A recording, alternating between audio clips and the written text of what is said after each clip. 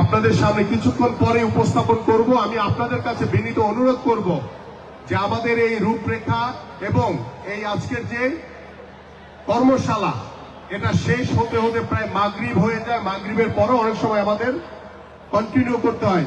শেষ না হওয়া পর্যন্ত আমি আন্তরিকভাবে আপনাদের কাছে বিনীত অনুরোধ করব আপনারা আপনাদের স্ব স্থানে ইনশাআল্লাহ বসে থাকবেন। আমরা নামাজের জন্য বিরতি দিব। সেই নামাজের বিরতির সময় আপনারা নামাজ পড়ে আবার এসে সসম্মানে আপনারা আপনাদের নির্দিষ্ট স্থানে বসে পড়বেন। এবং আমরা আশা করি আজকের যে কর্মশালা নিয়ে আমাদের যে আলোচনা, এখানে বিশেষভাবে আলোচনা করবেন আমাদের আজকের বিশেষ অতিথি ডক্টর মাহাদি আমিন। আমাদের এই কথাগুলো আপনারা যদি মনোযোগ সহকারে না শুনেন তাহলে কিন্তু আপনারা আপনাদের বাসায়, আপনার পরিবারের কাছে, পাড়া মহল্লায়, চায়ের দোকানে বসে যে রাষ্ট্র মেরামতের জন্য যে 31 দফা দরকার সেই বিষয়গুলি আপনারা কিন্তু উপস্থাপন করতে পারবেন না। কারণ আমাদের বর্তমানে আমরা যে গত 17 বছর ধরে যে স্বৈরাচার সরকারের, যে ফ্যাসিবাদ সরকারের যে জুলুম, নির্যাতন, নিপীড়ন আপনারা সহ্য করেছেন, আপনারা কি গত 17 বছরের যে বাংলাদেশের মানুষের উপরে এই স্বৈরাচার শেখ হাসিনা সরকার যে জুলুম, নির্যাতন, নিপীড়ন চালিয়েছে, মামলা হামলা দিয়েছে, আপনারা কি এগুলি ভুলে যাবেন? এগুলি ভোলা যাবে না প্রিয় নেতৃবৃন্দ। কারণ এই 17 বছর বাংলাদেশের প্রত্যেকটি মানুষের উপরে বাংলাদেশ জাতীয়তাবাদী দলের প্রায় 60 লক্ষ নেতা কর্মীদের নামে মিথ্যা মামলা দেওয়া হয়েছে। প্রায় 1.5 লাখের উপরে মামলা হয়েছে, প্রত্যেকটাই মিথ্যা, প্রত্যেকটাই গায়েবী। কিন্তু বর্তমানে আমরা কিছু কিছু বিষয় আমরা দেখতে পাচ্ছি যে গত 17 বছর যে আন্দোলন, যে সংগ্রাম করেছি আমরা এই স্বৈরাচার পতনের জন্য, এবং এই স্বৈরাচার পতনের আন্দোলনের যে অন্যতম নায়ক ছিলেন, অন্যতম নেতৃত্ব ছিলেন আমাদের বিএনপির ভারপ্রাপ্ত চেয়ারম্যান জনাব তারেক রহমান। বিএনপির ভারপ্রাপ্ত চেয়ারম্যান জনাব তারেক রহমানের নেতৃত্বে বাংলাদেশ জাতীয়তাবাদী দল বিএনপি গত 17 বছর ধরে আন্দোলন করেছে, সংগ্রাম করেছে। সে আন্দোলনের সফলতা হিসেবে গত জুলাই আগস্টে ছাত্র জনতা এবং বিএনপির প্রত্যেকটি নেতা কর্মী রাজপথে থেকে বাংলাদেশকে স্বৈরাচার মুক্ত করেছে, বাংলাদেশকে নতুন ভাবে স্বাধীন করেছে। সেই স্বাধীন বাংলাদেশে আজকে আমরা স্বাধীনভাবে কথা বলতে পারছি, স্বাধীনভাবে আমরা চলতে পারছি, মুক্ত আকাশে আমরা ঘোরাঘুরি করতে পারছি। কিন্তু এই 5ই আগস্টের পরে আমরা দেখতে পাচ্ছি এই যে স্বৈরাচারের প্রেতাত্মারা এখনো রাষ্ট্রীয় প্রতিষ্ঠানগুলোতে স্ব স্থানে বসে আছে। আমরা সংবাদপত্র, সংবাদ মাধ্যমগুলোতে দেখছি যে যারা আওয়ামী লীগের সরাসরি দোসর হিসেবে, প্রেতাত্মা হিসেবে কাজ করেছে, তারা স্ব স্থানে বসে আছে। আমরা গত 17 বছর যে আন্দোলন করেছি, যে সংগ্রাম করেছি, এই আওয়ামী লীগের স্বৈরাচাররা এই সময় এখনো তারা রাষ্ট্রীয় প্রতিষ্ঠানে বসে আছে, সংবাদপত্র মাধ্যমগুলোতে বসে আছে। এটা দেখার জন্য গত 17 বছর আমরা কিন্তু আন্দোলন করি নাই, সংগ্রাম করি নাই। গত জুলাই আগস্টে আমাদের ছাত্র ভাইদেরকে যেভাবে গুলি করে হত্যা করা হয়েছে, আমাদের জনতাকে যেভাবে গুলি করে হত্যা করা হয়েছে, আমাদের বিএনপি নেতৃবৃন্দকে যেভাবে গুলি করে হত্যা করা হয়েছে, সেই রক্তের দাগ কিন্তু এখন পর্যন্ত শুকায়নি। আমরা বারবার এই অন্তর্বর্তীকালীন সরকারের কাছে আহ্বান করছি যে রাষ্ট্রীয় প্রতিষ্ঠানগুলোতে যেখানে যেখানে আওয়ামী লীগের প্রেতাত্মারা, আওয়ামী লীগের ষড়যন্ত্রকারীরা এবং বিভিন্ন সংবাদ মাধ্যমে যারা আওয়ামী লীগের প্রেতাত্মারা বসে আছেন, তাদেরকে নির্মূল করেন, তাদেরকে আইনের আওতায় এনে তাদের বিচার করেন। না হলে বাংলাদেশের সাধারণ মানুষ, এই বাঙালি জাতি কখনোই আমাদের কাউকে ক্ষমা করবে না। আমরা চাই 5ই আগস্টের পরে বাংলাদেশ যখন নতুন ভাবে স্বৈরাচার মুক্ত হয়েছে, আমরা প্রত্যাশা করি যে বাংলাদেশের গত 17 বছর ধরে আওয়ামী সরকার প্রত্যেকটি রাষ্ট্রীয় প্রতিষ্ঠানকে ধ্বংস করে ফেলেছে। সেই রাষ্ট্রীয় প্রতিষ্ঠানগুলো সংস্কার অতীব জরুরি, এবং সেই সংস্কারের জন্যই আমাদের মাননীয় ভারপ্রাপ্ত চেয়ারম্যান জনাব তারেক রহমান 31 দফার রূপরেখা দিয়েছেন রাষ্ট্র সংস্কারের জন্য, রাষ্ট্র মেরামতের জন্য। আমরা কিন্তু বারবার বলছি, এই অন্তর্বর্তীকালীন সরকারের কাছে আহ্বান করছি যে আপনারা সংস্কারের কথা বলছেন, আমরাও কিন্তু সংস্কারের কথা বলছি। আসুন আমরা সকলে মিলে ঐক্যমত্যের ভিত্তিতে রাজনৈতিক দলগুলোকে একত্রিত করে আমরা আমাদের যে বাংলাদেশের যে চলমান যে সংকট রয়েছে, প্রত্যেকটি সেক্টরে আমরা ঐক্যমত্যের ভিত্তিতে আমরা সংস্কার করতে চাই। সেখানে উল্লেখযোগ্যভাবে দায়িত্বশীল ভূমিকা পালন করবে বাংলাদেশের সকল রাজনৈতিক দল, এবং সেই সকল রাজনৈতিক দল ঐক্যমত্যের ভিত্তিতে সংস্কারের মাধ্যমে বাংলাদেশকে নতুন ভাবে পুনর্গঠন করবেন, সেই প্রত্যাশা আমরা করছি। কিন্তু আপনারা এই অন্তর্বর্তীকালীন সরকারের যারা বিভিন্ন সময় আপনারা বক্তব্য দিচ্ছেন, আপনারা সংস্কারের কথা বলে বিভিন্ন ইস্যুতে বাংলাদেশের মানুষের যে প্রত্যাশা, গত 17 বছর ধরে বাংলাদেশের মানুষ ভোট দিতে পারে নাই। বাংলাদেশের মানুষ প্রত্যাশা করে যে দ্রুত সময়ের ভিতরে আপনারা একটি নিরপেক্ষ নির্বাচন দিবেন, সেই নির্বাচনের মাধ্যমে বাংলাদেশের জনগণের সরকার প্রতিষ্ঠা হবে।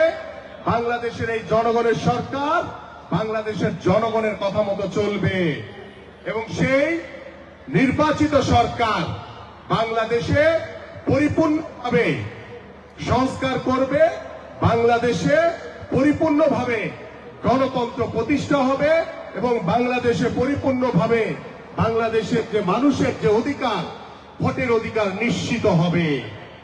এই প্রত্যাশা আমরা আপনাদের কাছে করি। সংস্কারের নামে আপনারা নির্বাচনকে পিছিয়ে দেওয়ার যে চেষ্টা করছেন, বাংলাদেশের মানুষ এটা কিন্তু কোনোভাবেই মেনে নেবে না। এবং আমরা কিছু ইসলামিক দলের বিভিন্ন কথা শুনছি। আমরা যেমন গত 2 দিন আগে শুনলাম, ওয়াজ করেন যে মিজানুর রহমান আজহারি, তিনি টাকার বিনিময়ে তার বিভিন্ন অঞ্চলে গিয়ে তিনি ওয়াজ করেন, ভালো কথা। কিন্তু টাকার বিনিময়ে আপনি একটি দলকে হেয় প্রতিপন্ন করবেন, একটি দলের পক্ষে আপনি সাফাই গাবেন, এইটা তো বাংলাদেশের মানুষ আপনার কাছ থেকে আশা করে নাই। আপনারা সেদিন আরেকদিন পত্রিকায় দেখলাম, ইসলামিক দলের একজন নেতা, তারা ইসলামী ব্যাংকে নাকি দখল করে নাই বলছে। ইসলামী ব্যাংক তো দখল করা ইতিমধ্যে হয়ে গেছে। আপনারা দখলের নামে আবার কোনো কিছু হলেই বিএনপি চাঁদাবাজি করছে, দখলদারি করছে। আরে ভাই, আপনি এসব প্রমাণ করে দেখান যে বিএনপি কোথাও চাঁদাবাজি বা দখলদারি করছে। এটা আপনাদের বানানো একটি খেলা, আমরা এটা বুঝি।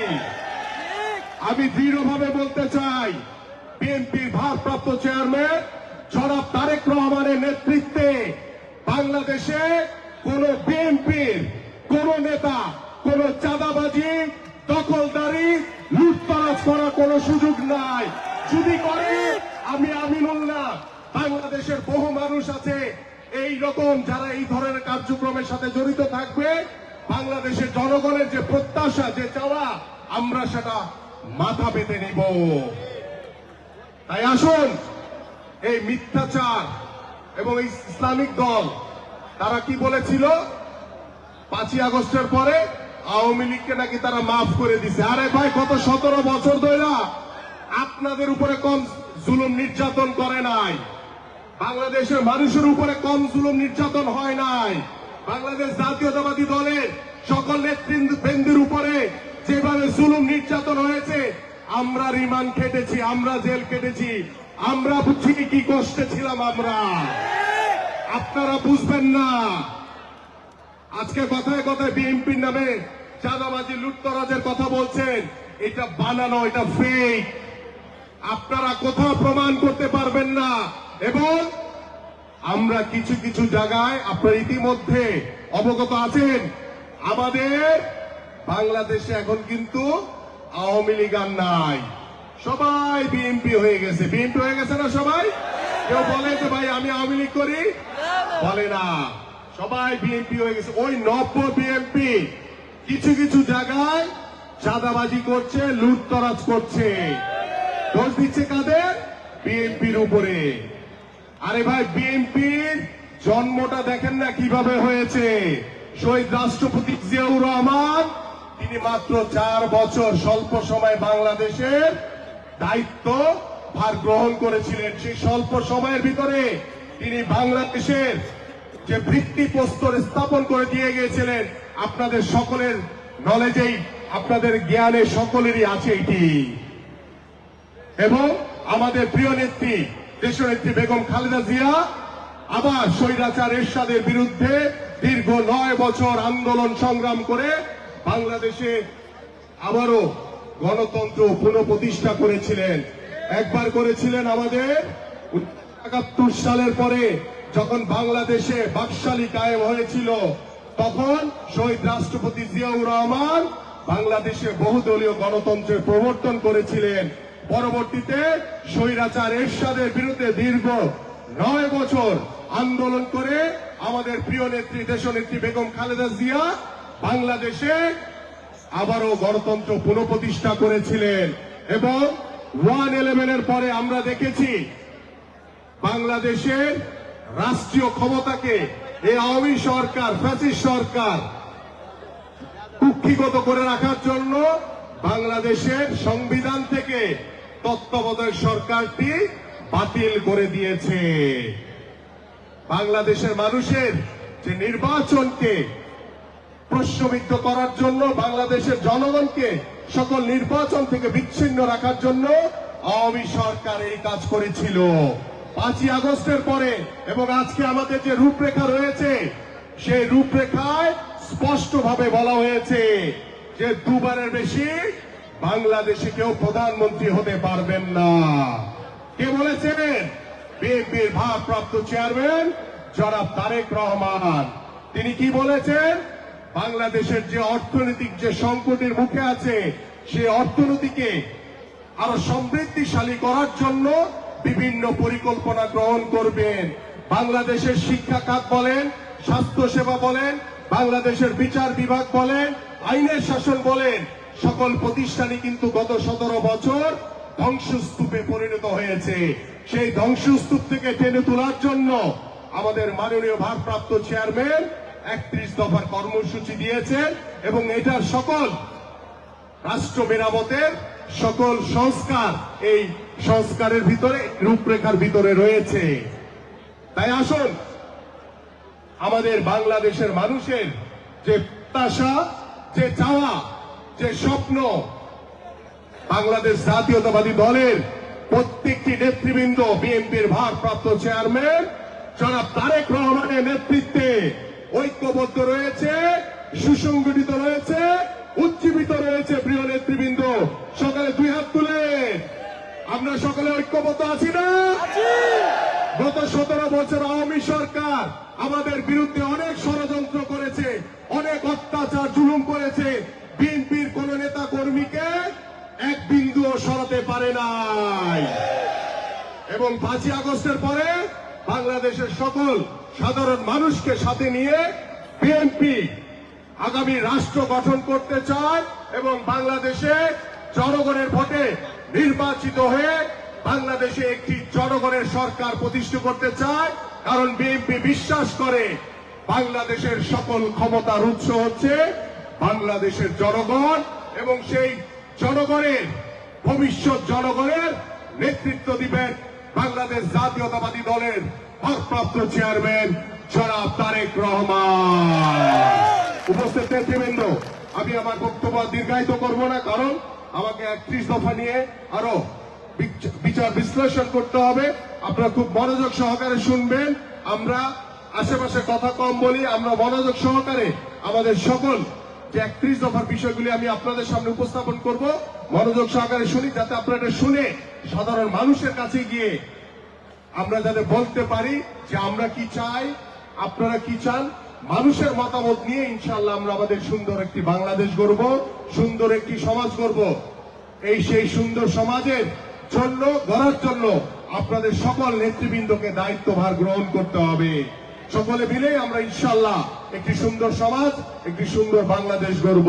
আপনারা একটু ধৈর্য ধরে বসেন, আমি আবার 31 দফার বিষয় নিয়ে বিস্তারিত আলোচনা করব।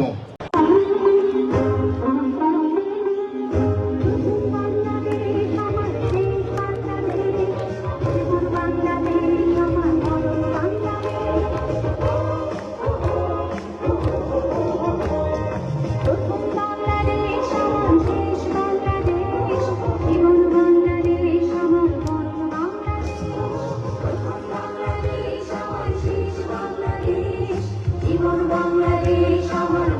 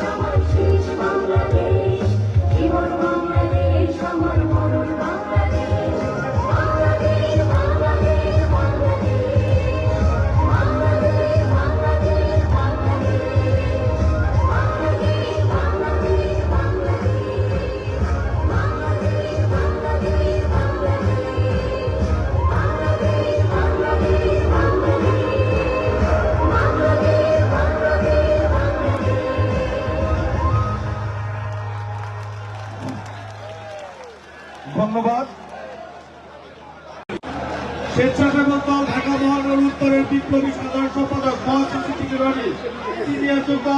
সিনিয়র যুব সম্পাদক সোহেল, আপনাদেরকে ধন্যবাদ, অভিনন্দন।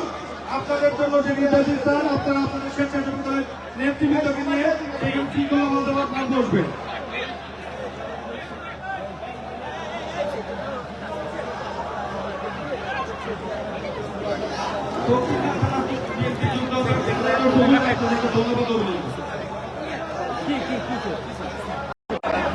ব্যক্তিগত কোনো ক্যাপ্টার লোক এখানে দাঁড়াবেন না। গোলাম কিবরিয়া আলী আকবর মামুন ভাই, যুব দলের সেক্রেটারি গোলাম কিবরিয়া ভাই, মেহরবানি করে স্টেজের সামনে জায়গাটা ক্লিয়ার করে দেন। আমাদের যুগ্ম আহ্বায়ক মোতালেব ভাই, একটা এই জায়গাটা ক্লিয়ার করে দেন। স্টেজের সামনে একদম ক্লিয়ার, স্টেজের বাম পাশে।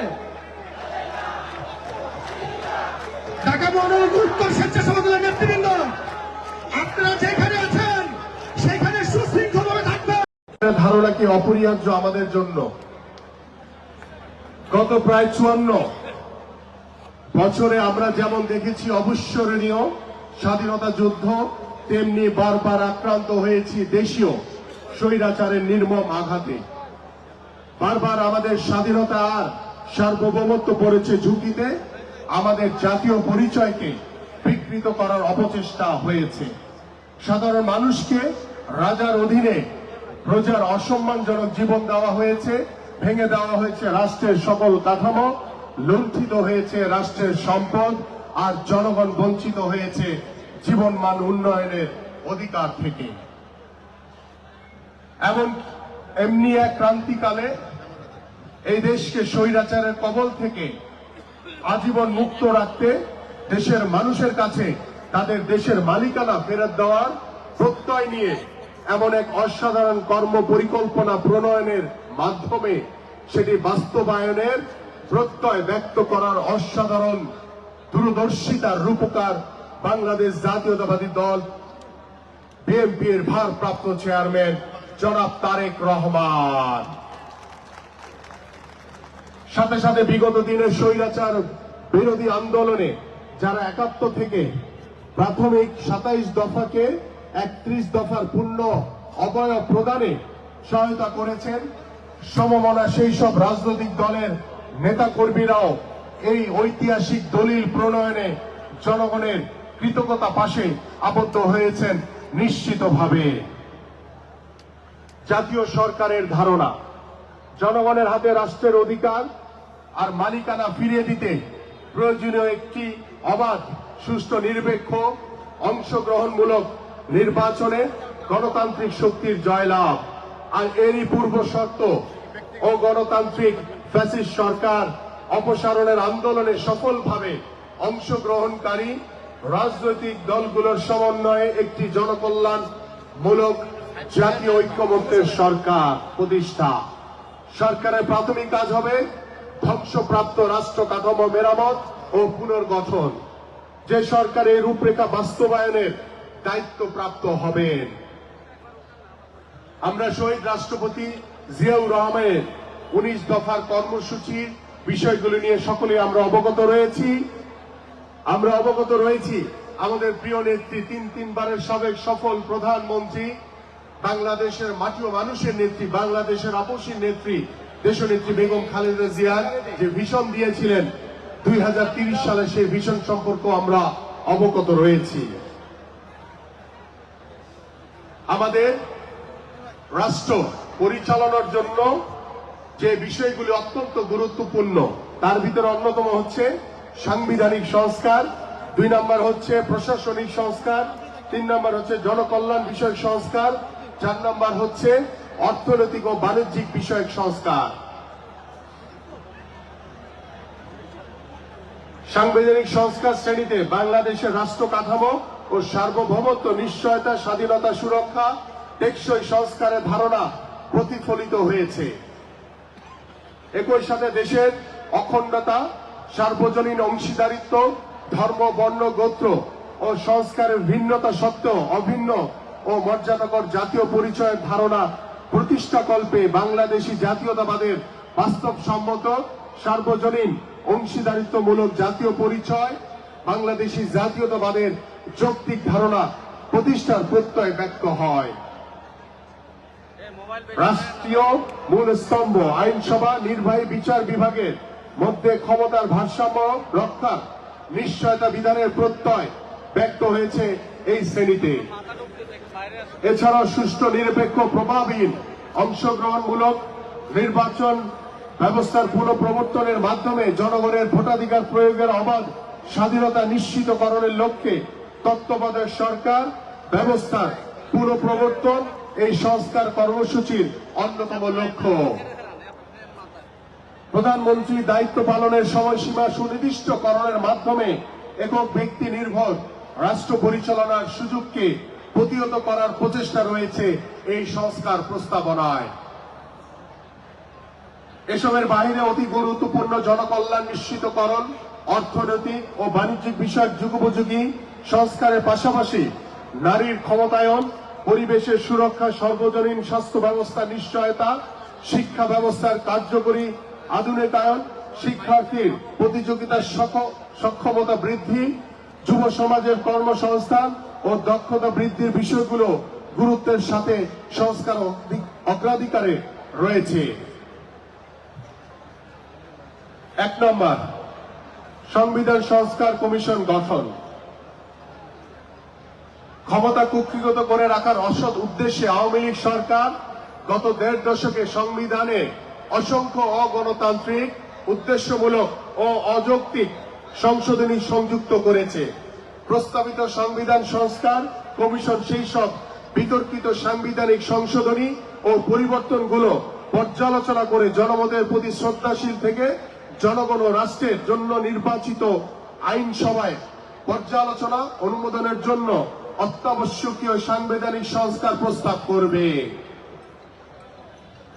2, সম্প্রীতিমূলক সমন্বিত রাষ্ট্র সত্তা প্রতিষ্ঠা ও জাতীয় সমন্বয় কমিশন গঠন। হিংসা প্রতিশোধের রাজনীতির বিপরীতে সকল মত ও পথের সমন্বয়ে বাংলাদেশী জাতীয়তাবাদের ভিত্তিতে একটি অন্তর্ভুক্তমূলক, বৈষম্যহীন, সম্প্রীতিমূলক সমন্বিত রাষ্ট্র সত্তা রেইনবো নেশন প্রতিষ্ঠা করা হবে।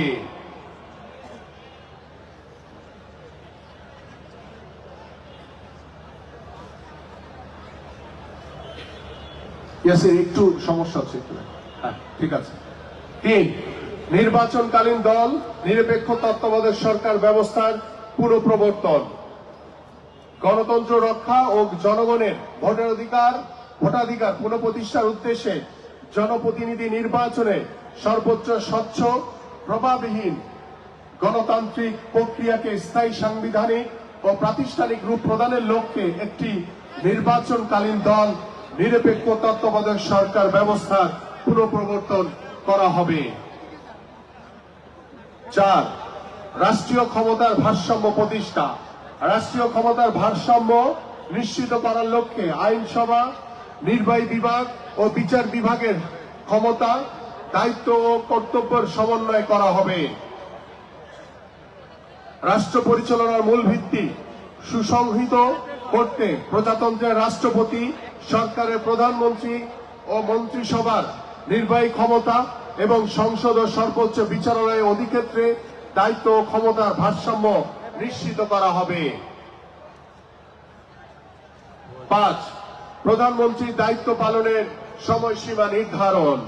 এক নাগারে দীর্ঘদিন ক্ষমতাসীন থাকার সুযোগে সম্ভাব্য স্বেচ্ছাচারিতা ও অন্যান্য বিরূপ প্রভাব নিরসনের লক্ষ্যে প্রধানমন্ত্রী পদে কেউ 2 মেয়াদের বেশি দায়িত্ব পালন করতে পারবেন না। 6, আইনসভার উচ্চ কক্ষের প্রবর্তন। বিদ্যমান সংসদীয় ব্যবস্থাকে আরো কার্যকর ও শক্তিশালী করার জন্য রাষ্ট্র পরিচালনায় বিশেষজ্ঞ জ্ঞান ও অভিজ্ঞতা অন্তর্ভুক্তির লক্ষ্যে প্রথিতযশা অভিজ্ঞতা সমৃদ্ধ শিক্ষাবিদ, রাষ্ট্রবিজ্ঞানী, সমাজবিজ্ঞানী, পেশাজীবী, রাজনীতিবিদ, সামাজিক ও সাংস্কৃতিক সঙ্গীতাঙ্গনের প্রতিনিধিদের সমন্বয়ে জাতীয় সংসদে আইনসভার উচ্চ কক্ষ প্রবর্তন করা হবে। সংবিধানের 7, সংবিধানের 70 অনুচ্ছেদ সংশোধন। সংসদীয় ব্যবস্থার অধিকতর গণতান্ত্রিকরণের লক্ষ্যে আস্থা ভোট, অর্থ বিল, সংবিধান সংশোধন বিল এবং রাষ্ট্রীয় নিরাপত্তার প্রশ্ন জড়িত এমন সব বিষয় ব্যতীত অন্য সব বিষয়ে সংসদ সদস্যদের স্বাধীনভাবে মতামত প্রদানের সুযোগ নিশ্চিত করার লক্ষ্যে সংবিধানের 70 অনুচ্ছেদ সংশোধন করার বিষয়ে পরীক্ষা নিরীক্ষা করে বিবেচনা করা হবে।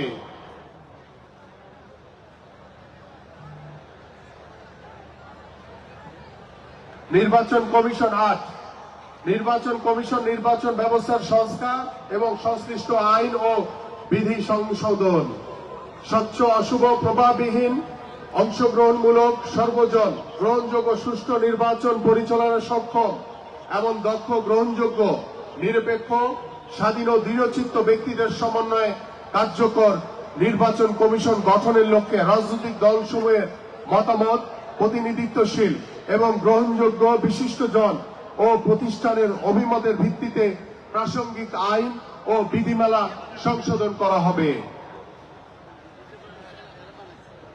9, স্বচ্ছতা নিশ্চিতকরণের সকল রাষ্ট্রীয়, সাংবিধানিক, সংবিধিবদ্ধ প্রতিষ্ঠানের পুনর্গঠন। সকল সাংবিধানিক ও সংবিধিবদ্ধ প্রতিষ্ঠানের স্বচ্ছতা, জবাবদিহিতা, বিশ্বাসযোগ্যতা, জন আস্থা পুনঃপ্রতিষ্ঠার লক্ষ্যে সংকীর্ণ রাজনৈতিক দলীয়করণের ঊর্ধ্বে রেখে সকল গুরুত্বপূর্ণ প্রতিষ্ঠানসমূহ পুনর্গঠন করা হবে।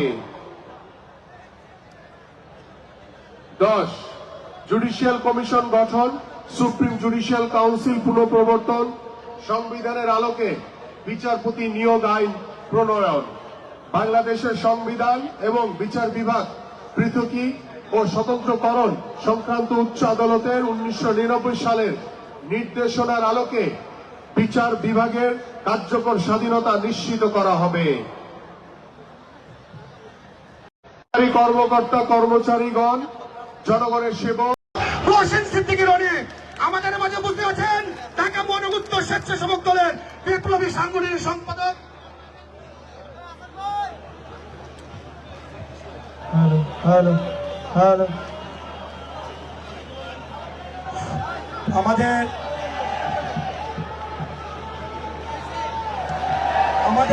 এখনই আমাদের আজকের প্রধান অতিথির অনুমতি ক্রমে হচ্ছে তার অন্যতম একজন রূপকার, যিনি অত্যন্ত মেধাবী, প্রজ্ঞাবান এবং আমাদের মাননীয় ভারপ্রাপ্ত চেয়ারম্যানের অত্যন্ত আস্থাভাজন। আমাদের মাঝে উপস্থিত আমাদের মাননীয় ভারপ্রাপ্ত চেয়ারম্যান মহোদয়ের উপদেষ্টা জনাব ডক্টর মাহাদি আমিন। আমরা একটা জোরে করতালি দিয়ে তাকে অভিনন্দন জানাই। আমাদের মাঝে উপস্থিত আমাদের ঢাকা মহানগর উত্তর বিএনপি সংগ্রামী সদস্য সচিব জনাব মোস্তফা জামান। আমাদের মাঝে উপস্থিত ঢাকা মহানগর উত্তর বিএনপির অতি প্রভাবশালী যুগ্ম আহ্বায়ক জনাব মোস্তাফিজুর রহমান সেগুন। আমাদের মাঝে উপস্থিত ঢাকা মহানগর উত্তর বিএনপির আরেকজন অন্যতম যুগ্ম আহ্বায়ক, যিনি ঢাকা 18 থেকে বিএনপির মনোনীত প্রার্থী ছিলেন, ঢাকা উত্তর যুব দলের সাবেক সভাপতি, ছাত্র দলের সভাপতি, আমাদের অত্যন্ত প্রিয় জনাব এস এম জাহাঙ্গীর। আমাদের মাঝে উপস্থিত আমাদের ঢাকা মহানগর উত্তর বিএনপির আরেকজন যুগ্ম আহ্বায়ক, অত্যন্ত পরিশ্রমী, সাহসী নেত্রী, যার কথা আমি প্রত্যেকটি কর্মশালায় বলেছি, আমার সেই প্রিয় নেত্রী ফেরদৌসী আহমেদ বৃষ্টি। আমাদের মাঝে উপস্থিত আমাদের ঢাকা মহানগর উত্তর বিএনপির অন্যতম আরেকজন পরিশ্রমী নেতা, দপ্তরের দায়িত্বপ্রাপ্ত জনাব এবিএম এ রাজ্জাক। আমাদের মাঝে উপস্থিত ঢাকা মহানগর উত্তর বিএনপির আরেকজন পরিশ্রমী নেতা জনাব আক্তার হোসেন। আমাদের মাঝে উপস্থিত ঢাকা মহানগর উত্তর বিএনপির আরেকজন অন্যতম পরিশ্রমী, সাহসী নেতা। তিনি এক হাত না 2 হাত তুলে স্লোগান দেন, আমার প্রিয় জনাব আতাউর রহমান চেয়ারম্যান। আমাদের মাঝে উপস্থিত ঢাকা মহানগর উত্তর বিএনপি আরেকজন পরিশ্রমী নেতা, সাহসী নেতা জনাব তুরুল ইসলাম তুহিন। আমাদের মাঝে উপস্থিত ঢাকা মহানগর উত্তর বিএনপির আরেকজন অন্যতম পরিশ্রমী নেতা জনাব এম কফিল উদ্দিন।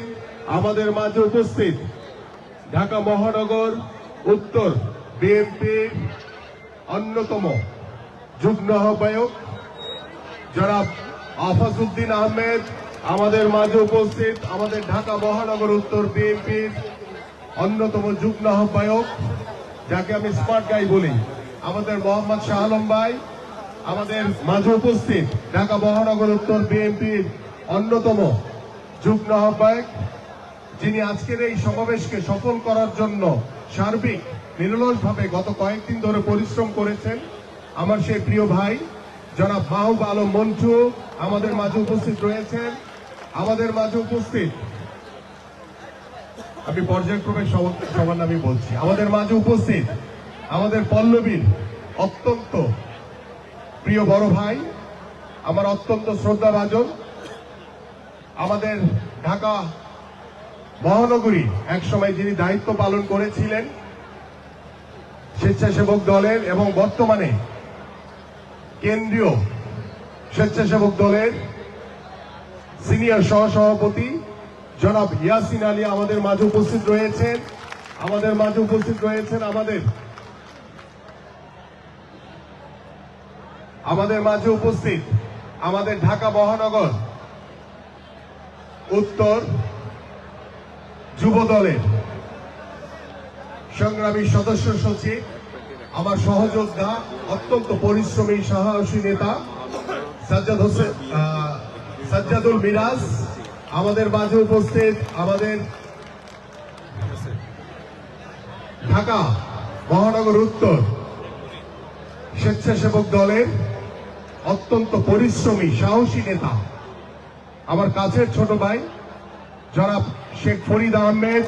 আমাদের মাঝে উপস্থিত আমাদের ঢাকা মহানগর উত্তর স্বেচ্ছাসেবক দলের সংগ্রামী সাধারণ সম্পাদক জনাব মহসিন সিদ্দিকী রনি। আমাদের মাঝে উপস্থিত আমাদের ঢাকা মহানগর উত্তর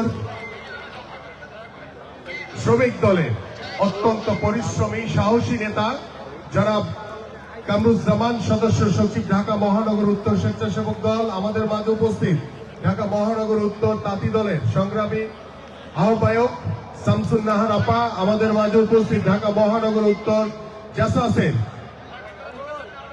সদস্য সচিব আনোয়ার হোসেন আনু। আমাদের মাঝে উপস্থিত রয়েছেন আমাদের ঢাকা মহানগর পশ্চিম ছাত্র দলের নবনির্বাচিত সভাপতি রবিন। আমাদের মাঝে উপস্থিত ঢাকা মহানগর পশ্চিম ছাত্র দলের সাধারণ সম্পাদক জনাব আকরাম। আমাদের মাঝে উপস্থিত ঢাকা মহানগর উত্তর মহিলা দলের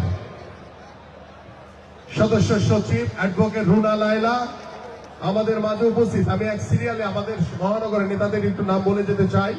আমার মাঝে উপস্থিত আমাদের মহানগর উত্তর বিএনপির সদস্য মোতালেব হোসেন রতন। আমাদের মাঝে উপস্থিত ঢাকা মহানগর উত্তর বিএনপির অন্যতম সদস্য 48 নম্বর ওয়ার্ড থেকে, যিনি এই স্বৈরাচারী আমলে কষ্টার্জিত ভাবে কাউন্সিলর ছিলেন, আমাদের সেই প্রিয় নেতা আলী আকবর আলী। আমাদের মাঝে উপস্থিত ঢাকা মহানগর উত্তর মহিলা দলের যুগ্ম আহ্বায়ক লাইলি বেগম। আমাদের মাঝে উপস্থিত ঢাকা মহানগর উত্তর বিএনপির অন্যতম সদস্য সোহেল রানা ভুইয়া।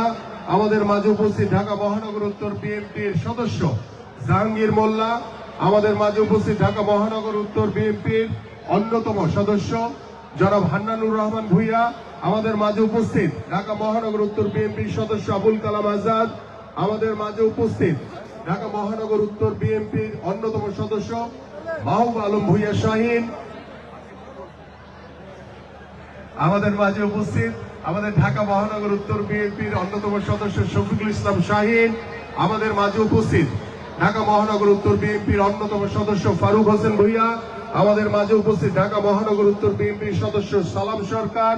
আমাদের মাঝে উপস্থিত ঢাকা মহানগর উত্তর বিএনপির অন্যতম সদস্য জনাব মনিরুল আলম রাহিমি, আমাদের মাঝে উপস্থিত ঢাকা মহানগর উত্তর বিএনপির অন্যতম সদস্য মোজাম্মেল হক সেলিম, আমাদের মাঝে উপস্থিত ঢাকা মহানগর উত্তর বিএনপির অন্যতম সদস্য জনাব শামীম পারভেজ, আমাদের মাঝে উপস্থিত ঢাকা মহানগর উত্তর বিএনপির অন্যতম সদস্য আশরাফুজ্জাহান জাহান, আমাদের মাঝে উপস্থিত যার স্টেজে যিনি দাঁড়িয়ে আছেন আমাদের সাজ্জাদ হোসেন মোল্লা, আমার পল্লবীর এবং 2 নম্বর ওয়ার্ড থেকে যিনি এই আওয়ামী দুঃশাসনের সময় কাউন্সিলর হয়েছিলেন আমাদের সেই সাজ্জাদ হোসেন মোল্লা, এবং আজকে যিনি সঞ্চালনার দায়িত্ব রয়েছেন আমাদের মহানগর উত্তর বিএনপির সদস্য জিয়াউর রহমান জিয়া, আমাদের মাঝে উপস্থিত আমাদের আরেকজন মহিলা নেত্রী অন্যতম সদস্য তসলিমা রিতা, আমাদের মাঝে উপস্থিত আমাদের ঢাকা মহানগর উত্তর বিএনপির আরেকজন অন্যতম সদস্য জনাব নাসির উদ্দিন, আমাদের মাঝে উপস্থিত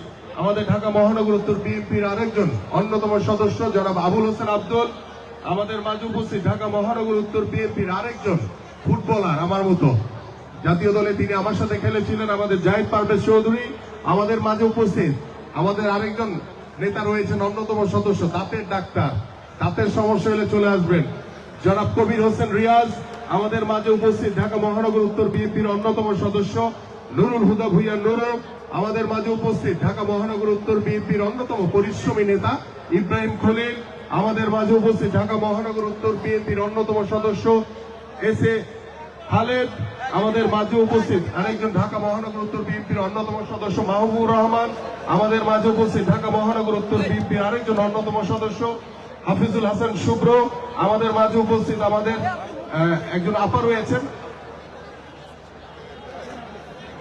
সেলিনা হাফিজ, আমাদের একজন নেত্রী রয়েছেন এখানে, আমাদের মাঝে সাবেক সদস্য আহসান হাবিব মোল্লা হাসান ভাই রয়েছেন আমাদের মাঝে উপস্থিত সাবেক সদস্য জনাব হানিফ মিয়া, আমাদের মাঝে উপস্থিত ঢাকা মহানগর উত্তর বিএনপির অন্যতম সদস্য জনাব রফিকুল ইসলাম, আমাদের মাঝে উপস্থিত আমাদের যুব দলের যুগ্ম আহ্বায়ক আবুল হোসেন টিটু, আর কেউ আছে বাদ করছে? ও আরেকজন বাদ পড়েছে আমাদের ঢাকা মহানগর উত্তর বিএনপির অন্যতম সদস্য সাবেক ছাত্র নেতা হুমায়ুন কবির রওশন সহ আমার মঞ্চের সামনে উপবিষ্ট আমার এই পল্লবী এলাকার এখানে অনেক মুরব্বীরা রয়েছেন, পিতৃ সমতুল্য আমার অনেকে রয়েছেন, আমার ভাইরা, অনেক বন্ধুরা সহ, এবং এখানে বিভিন্ন প্রতিষ্ঠান থেকে আগত আমাদের শিক্ষক শিক্ষিকা রয়েছেন, এবং আমাদের এখানে উপস্থিত আমাদের ঢাকা মহানগর উত্তরের বিভিন্ন থানা থেকে আগত অতিথি, এবং আমার এখানে পল্লবী থানা বিএনপির অন্যতম নেতৃবৃন্দ, আমাদের 5টি ওয়ার্ডের সকল নেতৃবৃন্দ এবং অঙ্গ এবং সহযোগী সংগঠনের সকল পর্যায়ের নেতৃবৃন্দ, সবাইকে আসসালামু আলাইকুম। সংগ্রামী আহ্বায়ক হাজিবুল সালাম, সদস্য সচিব গোলাম কিবরিয়া, সিনিয়র যুগ্ম আহ্বায়ক জামাল হোসেন বাপ্পি, যুগ্ম আহ্বায়ক আনোয়ার হোসেনের নেতৃত্বে যে মিছিল এসেছে, মিছিলকারী ভাইদের শুভেচ্ছা অভিনন্দন, তাদের জন্য নির্ধারিত স্থানে বসে পড়ার জন্য অনুরোধ করছি। পল্লবী থানা শ্রমিক দলের সংগ্রামী আহ্বায়ক বশিরুল আলম, সদস্য সচিব সোহেল ব্যাপারী, যুগ্ম আহ্বায়ক মামুন, যুগ্ম আহ্বায়ক আব্দুল সালাম সহ যারা দিচ্ছেন তাদেরকে মিছিলকারী ভাইদের শুভেচ্ছা অভিনন্দন, নির্ধারিত স্থানে বসে পড়ার জন্য অনুরোধ করছি। পল্লবী থানা মহিলা দলের সংগ্রামী আহ্বায়ক লাকি রহমান, সদস্য সচিব কিরার খান পলির নেতৃত্বে বিক্রি এসেছে, মিছিলকারী ভাইদের মিছিলকারী বোনদের তাদের জন্য নির্ধারিত স্থানে বসার জন্য অনুরোধ করছি।